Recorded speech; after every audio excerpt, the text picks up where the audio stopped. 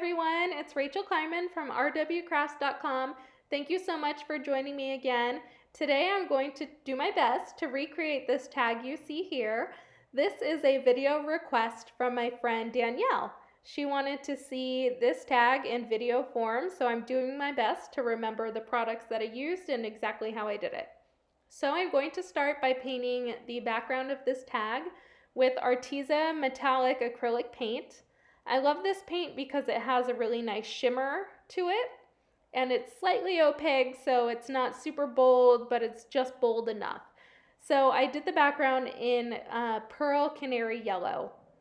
Now I am adding my favorite secret weapon to all my mixed media projects. This is a roll of drywall tape, and if you don't tell on me, I actually took it from a basement of an apartment that I lived in a few years ago. So I saw this as a great opportunity and I couldn't pass it up. You can find drywall tape anywhere, any of your large big box stores or online. So anyways, drywall tape is my favorite. It has a great little polka dot pattern to it. And I added that to my tag, and now I'm painting over it with, again, Arteza metallic paint in Pearl White. So I'm just putting the Pearl White on top of that drywall tape. Please don't tell on me.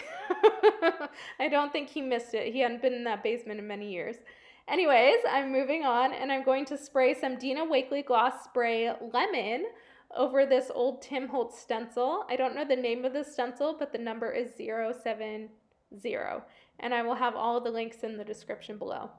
And now I'm using Dina Wakley Gloss Spray in Ocean to spray this cloud stencil from Simon Says Stamp. And I couldn't find the exact tissue paper that I used in the original tag, but this one comes pretty close. This tissue paper is from Dina Wakley, and I'm doing my best to tear it in the same shape as I did in the original tag, so that's why I'm getting a little fussy with it. And once I get the torn shapes that I want, I'm going to apply a clear decoupage type medium on top. And you can see once you put it over that Dina Wakley collage paper, it really just melts right into the tag. You don't see any of the edges, you just see that bold black design coming through. So I fussed with that quite a bit, so I skipped that part out for you guys. Once I got that on my tag, I am adding some Dina Wakley Gloss Spray in Marine, I believe. This color is Marine. So there's no rhyme or reason. I'm just kind of spreading it around with my fingers. Doesn't need to be perfect. That's what I love about mixed media. And I'm going to do the same with Dina Wakley Gloss Sprays in the color Lime, which is a gorgeous green color. So I'm kind of splattering it on, but then I'm going to mix it up with my fingers a little bit, just to make sure it all gets blended in with the blues that came before.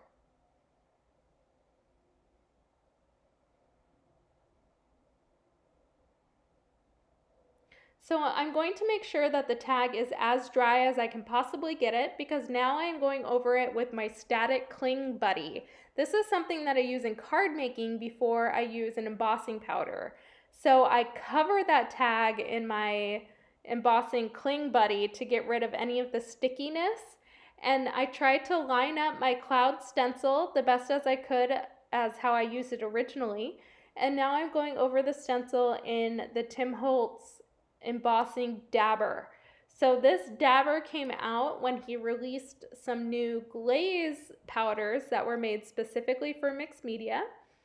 So I went over that stencil in the embossing dauber, and now I am going to pour on top the broken china embossing glaze. So I'm just going to reinforce that cloud shape from the stencil by using this glaze.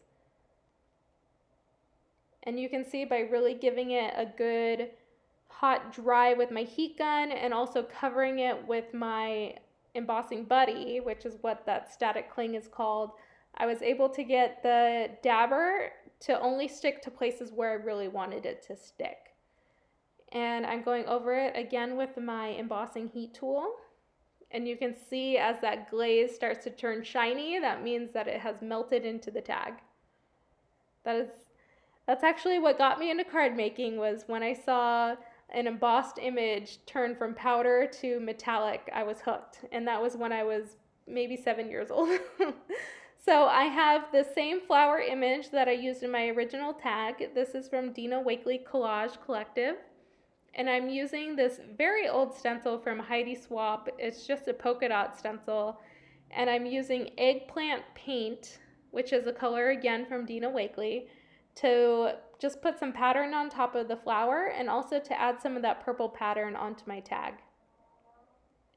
I'm just using my fingers here. Of course, you can use a brush or an embossing foam dabber to put your paint through your stencil.